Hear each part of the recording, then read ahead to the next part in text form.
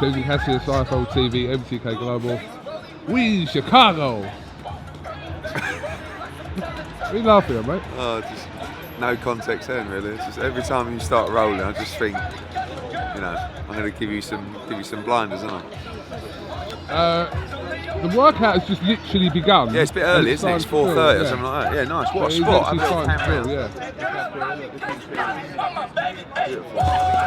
How are you? Where have you come from then? Just come. I come from England, mate. Yeah. Yeah. Nice one. Just flown in from London. Yeah.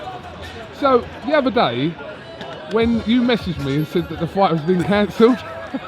No, you messaged me and you went, mate, I just landed in Chicago. I've heard about the Usyk news. Mate, like, let me know what's happening. I just voice noted you back and went, mate, keep it to yourself, but it looks like it's off. So, oh mate, don't say that, I just landed. Fucking hell, I've got to go home. All right, sulk up, isn't it? Not really. I got the voice notes, didn't really sulk up. I went, alright, let me know. Let's talk about it. Not an ideal situation for you, obviously. Spong. Standard now. Just like everyday fight week. You saw his tweet that he put out to say he's maintaining his innocence. Look, that's for him to deal with. Like, you know, he said that it was a conspiracy by Matchroom to pull him out of the fight. Like, really, to be honest with you, I would have rather done without the aggravation. We got the email, call from VADA Monday at, I don't know, 5 o'clock Eastern time, 10 PM UK, just saying adverse finding. I said, all right, send it on to the commission, let us know what they say. And commission looked at it all, analysed it, and judged that they won't be licensing him. So it's a complete ball ache. Like, you know, everyone knows that situation's a nightmare because you've got 4 days to find the replacement opponent. And then the hunt starts, and you know, spoke to 5, 6 heavyweights, and went with Witherspoon. What happened with Ustinov? Because Vlad Hurinov... Nothing. No? Vlad texted me and said, Ustinov has a US visa. I didn't reply. And then Vlad put a story out saying that we were negotiating to have Ustinov fight. That was never an option. Who else was on the table then, can you say? Eric Molina, Joey DeWecco, Chaz Witherspoon, another guy from here, Terrell Winters, just had a big win.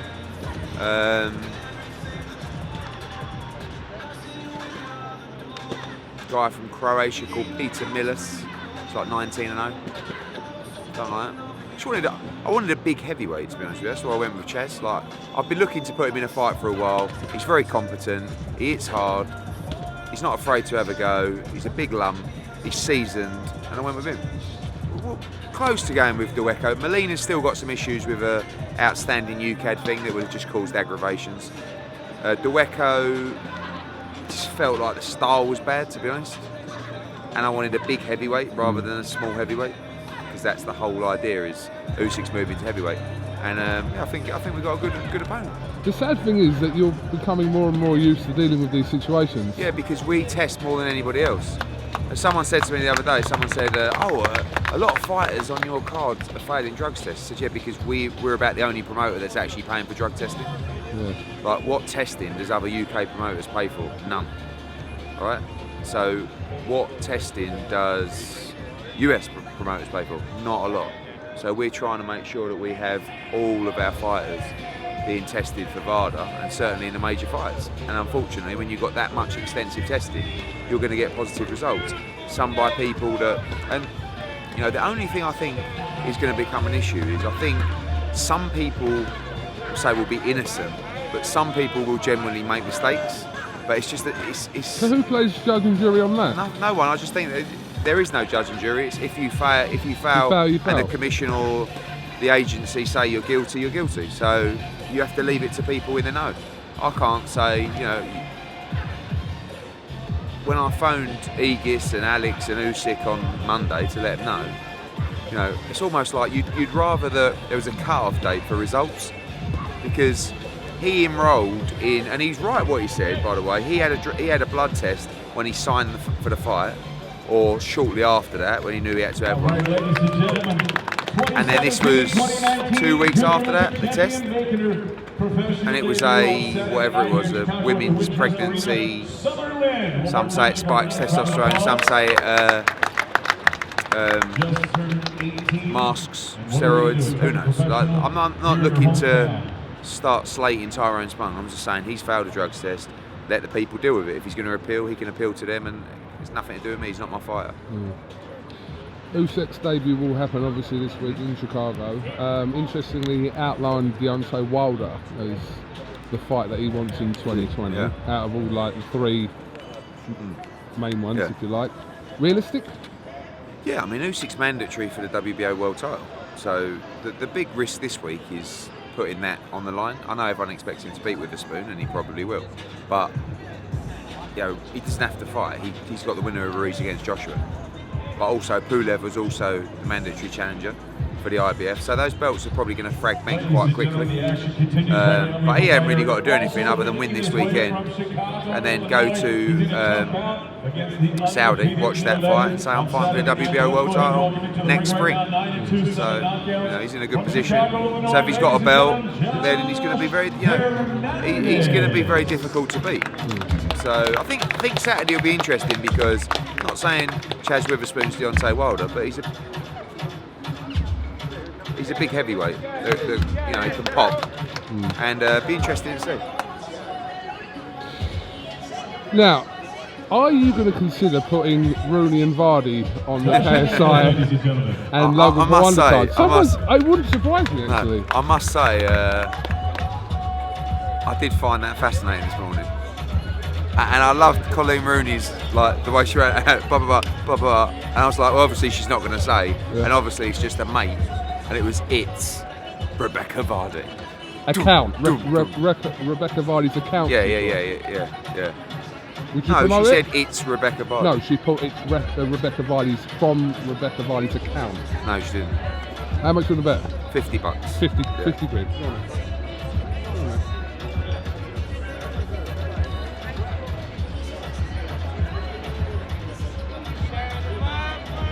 Get ready to pay out.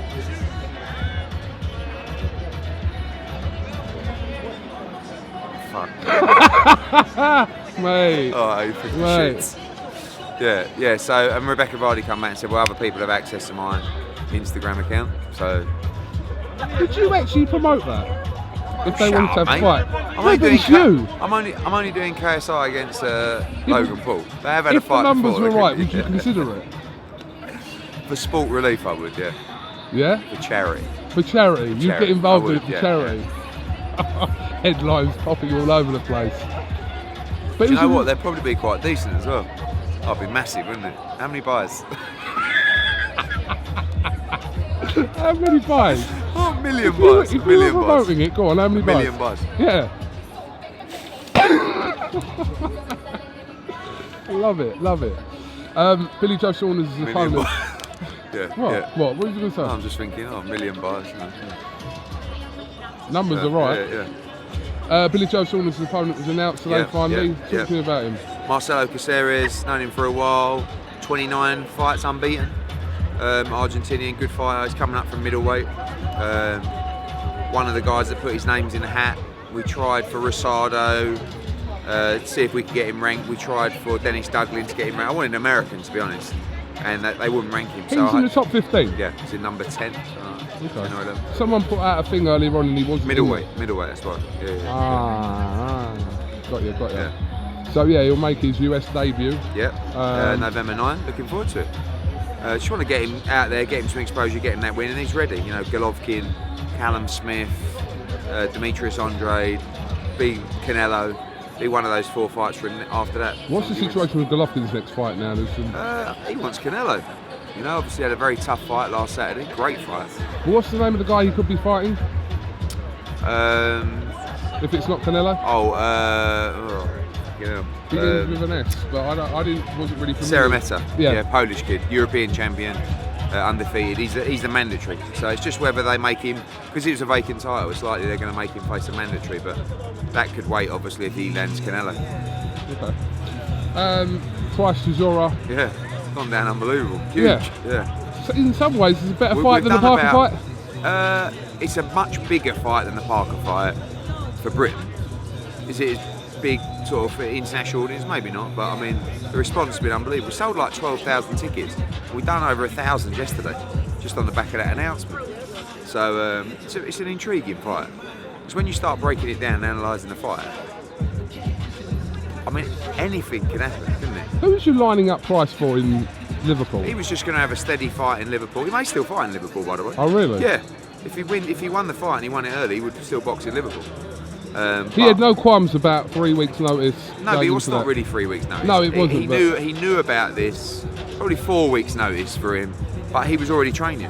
He was training for November 20. I reckon he'll end up having a 6-week camp for this fight. Yeah. At the end of the day, he's going to win or he's not. You know, the camp. Obviously, he's in good shape. He's ready. So it's a big fight for both. Because I just don't know what's going to happen. It's one of them. It's a fight that we should have seen years ago. Yeah, it nearly but happened. It's probably more intriguing now. Yeah. Because I think Chisora might be in the form of his life. Price is also full of confidence coming back from three domestic wins. I don't know. I mean, if Pricey wins this fight, you know, he ends up. We talk about that Anfield card. I mean, he could be an absolute monster on there. And Del Boy's on a great run. He wins this fight. I think Del Boy can start talking about fighting for the world title as well. Honestly, madness. You've also now added Shannon Courtney to the card. Yeah, that's for you. Well, it's for our fans, isn't it, as well? Because they were hounding you a lot, I saw on social media. The card's massive. The card is massive. I mean, you've got even you've got a Bass against John O'Donnell, which is Sauerland's fight. That's on at 5 o'clock, something like that. Got Amo Williams, our top US star. You've got Shannon Courtney. You've got Conor Benn. You've got Ngannou against Akoli, really good fight for European cruiserweight fight. Burns against Selby, great fight. You've got Price Chisora, and you've got Progress against Taylor. Mate, who puts on shows like that? I don't want to be rude, disrespectful to some people. Who does put on shows who like does? that? Nobody. Absolutely nobody. Nobody. All right, mate. It's true though, when you start thinking about it. All the stick I get, who puts on shows like that? No one. All right. Okay, that's your opinion. Well, it's not my opinion, tell me.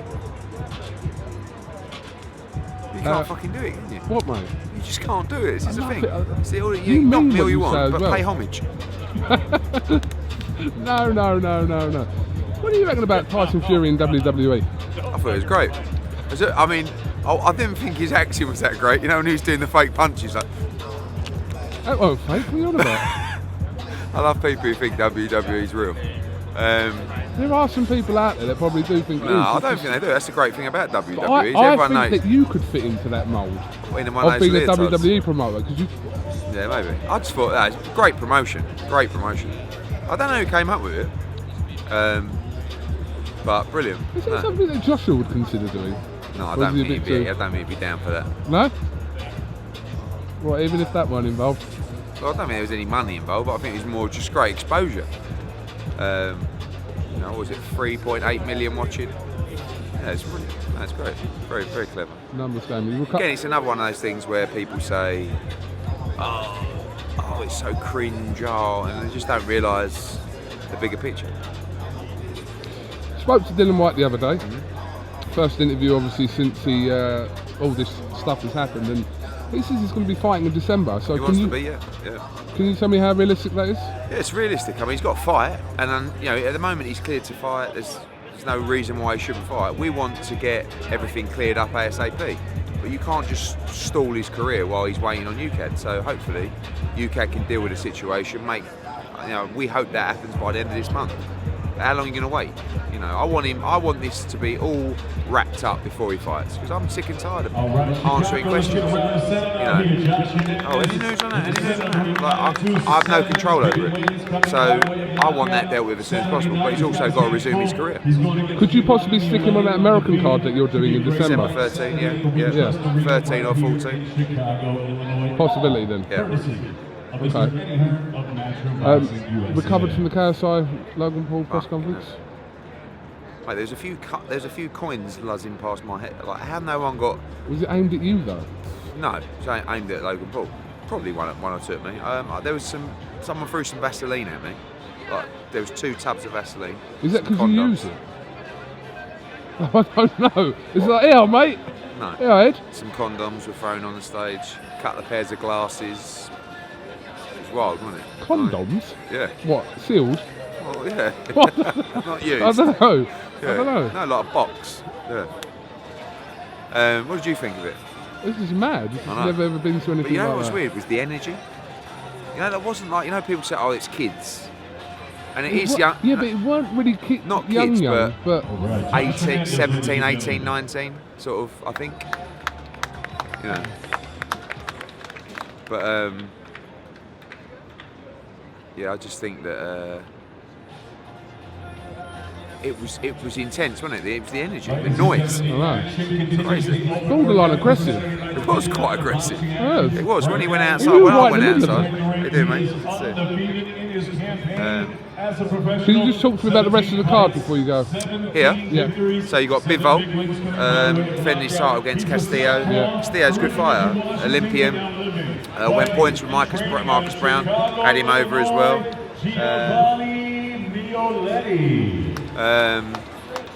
And Jessica McCaskill will rematch Farias for the WBC and WBA women's light welterweight title unification.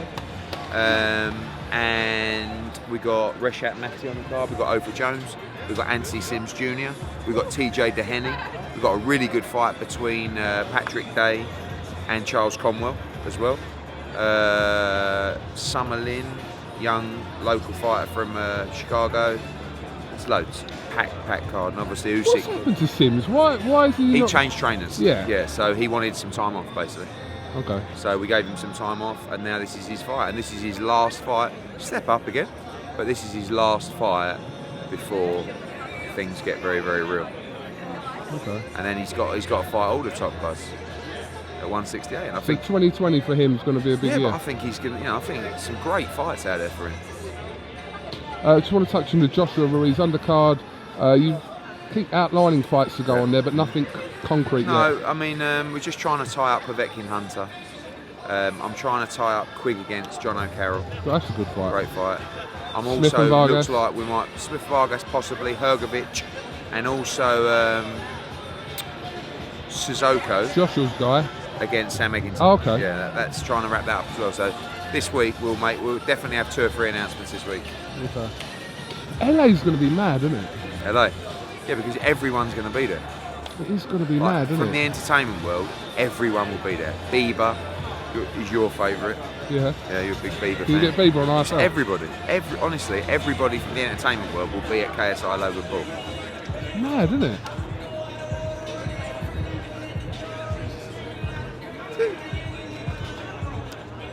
Over 200k. What? He's going to get more followers Over than what? you.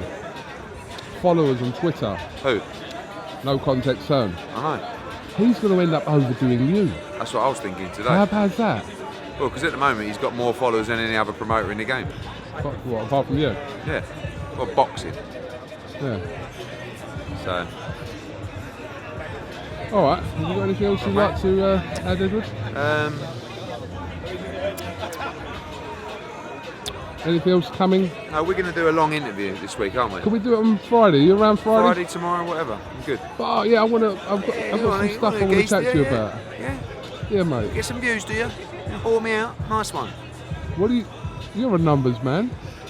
It's all about the numbers. Bit tired at the moment. You are a little bit. You're a bit lacklustre today, aren't you? Oh, by the way, his attention to detail is bang on. Yeah. Where's Frank? He's just flying in tonight.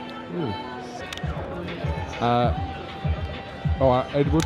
Thank you very much for coming to Cheers, IFL mate. TV, and we'll do our little bit in the week. Good man. This week.